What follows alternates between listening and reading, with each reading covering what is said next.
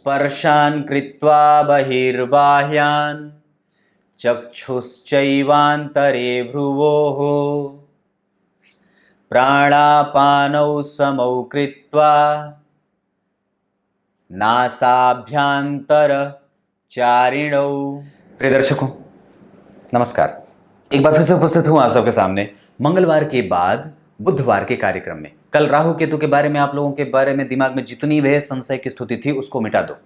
हाँ, और जो बताया है उसी को दिमाग में रखिए, क्योंकि वो ऐसे ग्रह हैं जो किसी भी प्रकार की प्रकृति धारण करने की स्थिति होती है और उसको लेकर के बहुत सारे तामझाम भी बनाए और बिछाए गए हैं। तो अब आज के कार्यक्रम में मैं आपसे चर्चा करने वाला हूं कि व्यक्ति मेहनत करने के बाद परिणाम की प्राप्ति उसको क्यों नहीं होती है। क्या मैं सफल हो पाऊंगा? अगर ये सवाल कोई पूछे तो उसकी कुंडली में कौन कौन सी चीजें देखनी आवश्यक होती हैं। बने रहिएगा कार्यक्रम के अंतिम हिस्से तक, कहीं नहीं जाना है। बिल्कुल ही आरंभ से अंतिम तक कार्यक्रम देखने का सबसे बड़ा लाभ यह होता है कि आप प्रत्येक दिन मुझसे जुड़े रहते हो और लाभ की स्थिति बनती रहती है। शुरू करते हैं आज का कार्यक्रम।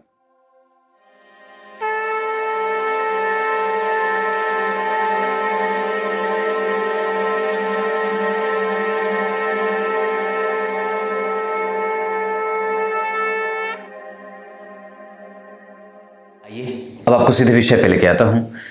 एक बात बड़ी अजीब है और वो ये है कि व्यक्ति मेहनत करे और उसको परिणाम ना मिले तो वो कई बार और भी ज्यादा परेशान हो जाता है।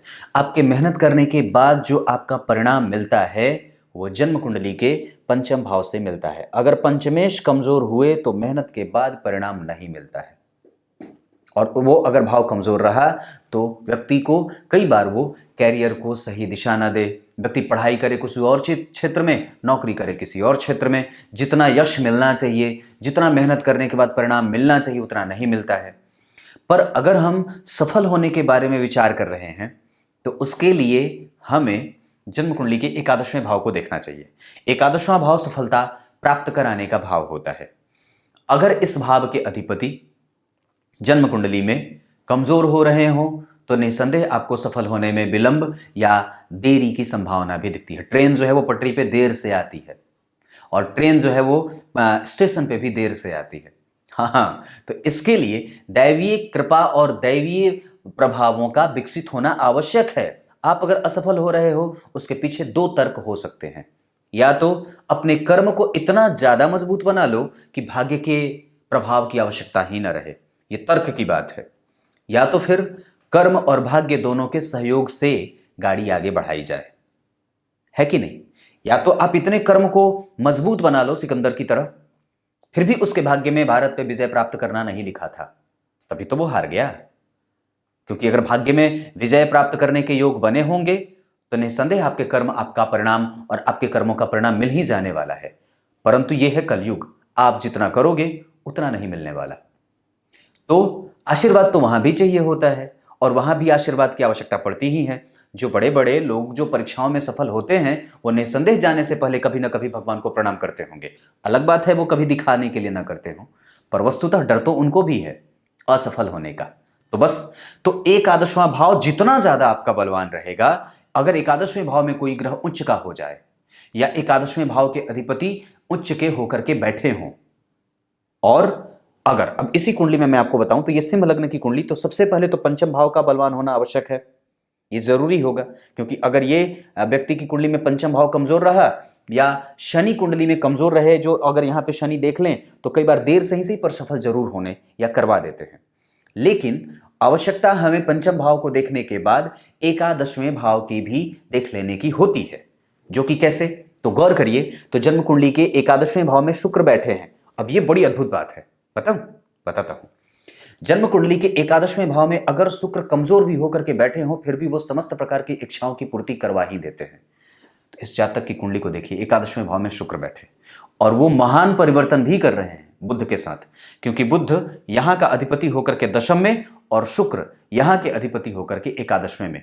तो ये व्यक्ति के जीवन में कर्म क्षेत्र में लाभ और आदान प्रदान की स्थिति को दिखा रहे हैं। मतलब ये बहुत अच्छी बात है कि एकादशवें भाव का अधिपति दशम में, अगर आपकी भी कुंडली में यही बात बन रही हो तो निस्संदेह आप अपने मेहनत को बरकरार रखो।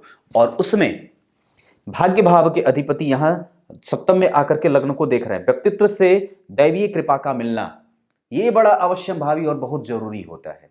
दैवीय कृपा अगर ना मिले तो पूर्वजों का आशीर्वाद, आप मान लो भगवान को नहीं मानते, चलो ठीक है 2 मिनट के लिए मान लेते हैं कि आप जो जातक है अगर वो परमात्मा को नहीं मानता या किसी भी प्रकार के सुगंध और दुर्गंध से उसकी स्थिति नहीं है, तो क्या हो? तो फिर भी अगर भाग्य भाव के अधिपति का प्रभाव अगर जन्म कुंडली के लग्न को होता रहे और मिलता रहे तो भी व्यक्ति को पूर्वजों का आशीर्वाद मिलता रहे। वो पूर्वज कौन है? हमारे राम और कृष्ण ही तो हैं। बस इतनी सी बात है। कान चाहे इधर से पकड़ो चाहे घुमा करके, जाना तो वही है। क्योंकि गौर करो, समुद्र में से ही वाष्पन और वो वाष्पीकरण की क्रिया शुरू होती है, वही गंगाजल बनता है और फिर वहां से आकर के वो फिर से आकर के समुद्र में ही मिल जाए। तो ये स्थिति है, आपको मिलना तो यहां है। तो भाग्य के अधिपति अगर जन्म कुंडली में कहीं से भी लग्न को देख रहे हो तो ये सफलता का योग बनाते हैं। इस कुंडली में भी वही बात हो रही है। एकादशवें भाव में शुक्र का बैठना, जन्म कुंडली के पंचम भाव के अधिपति का मजबूत होने की आवश्यकता। पंचम भाव के ऊपर किसी भी नवम भाव के ऊपर गौर करें तो जन्म कुंडली के नवम भाव के अधिपति का लग्न को देखना। और दूसरी बात कि लग्न के अधिपति सूर्य और लाभ के अधिपति बुध, लाभ और लग्न के अधिपति दशम में आकर के बैठे हैं और वो बुध परिवर्तन भी कर रहा है। और गौर करें तो बड़ी अच्छी बात, और वो क्या है कि एकादशवां भाव संपूर्ण और सभी प्रकार की इच्छाओं की पूर्ति का भाव है। और यहां का अधिपति अगर जन्म कुंडली के सप्तम दशम स्थान में बैठ करके महान भाग्यशाली योग लगाए और उसके बाद चतुर्थ को देखे और यहां का अधिपति मंगल जन्म कुंडली में इससे चौथे बैठे तो ये बड़ी अद्भुत बात हो जाती है। तो अगर कुछ ऐसी बातें बन रही हों कुंडली में कि लाभ का अधिपति आपकी कुंडली में या तो लग्न को देख ले, भाग्य का अधिपति अगर जन्म कुंडली में लग्न को देख ले, भाग्य भाव को कहीं से भी कोई बुरा प्रभाव ना मिल रहा हो और लाभ भाव हमेशा बलवान और मजबूत बने। इस भाव का पूरक ये है, किसी भी भाव का पूरक उसका 7वां होता है, ध्यान से समझना। इस भाव का पूरक ये है और ये भाव मजबूत होना भी उतना ही आवश्यक है जितना कि ये। इस वजह से ही सफलता इसी बात पे निर्धारित और निर्णयात्मक स्थिति में पहुंचती है कि आपकी कुंडली में 3 क्रमशः भाव कैसे बने। काम तो आप कर रहे हो, अब ये ना कोई पूछ देना कि काम करेगा तब तो ऐसा होगा, ऐसा नहीं है। कई बार लोग लिख देते हैं कमेंट में, अरे भाई सफल होगा व्यक्ति तब जब काम करेगा। तो काम तो कर रहा है व्यक्ति, पर सफल क्यों नहीं हो रहा है? क्योंकि भाग्य और लाभ का योग और पंचम का योग कमजोर पड़ रहा है। इस वजह से उसके संपूर्ण कृत्य कभी कभी बेअसर हो जाते हैं, उसमें वो आकर्षण नहीं हो पाती है या वो आकर्षण उसके पास नहीं होता है जो उसके परिणाम को खींच करके ला करके उसके सामने पटक सके।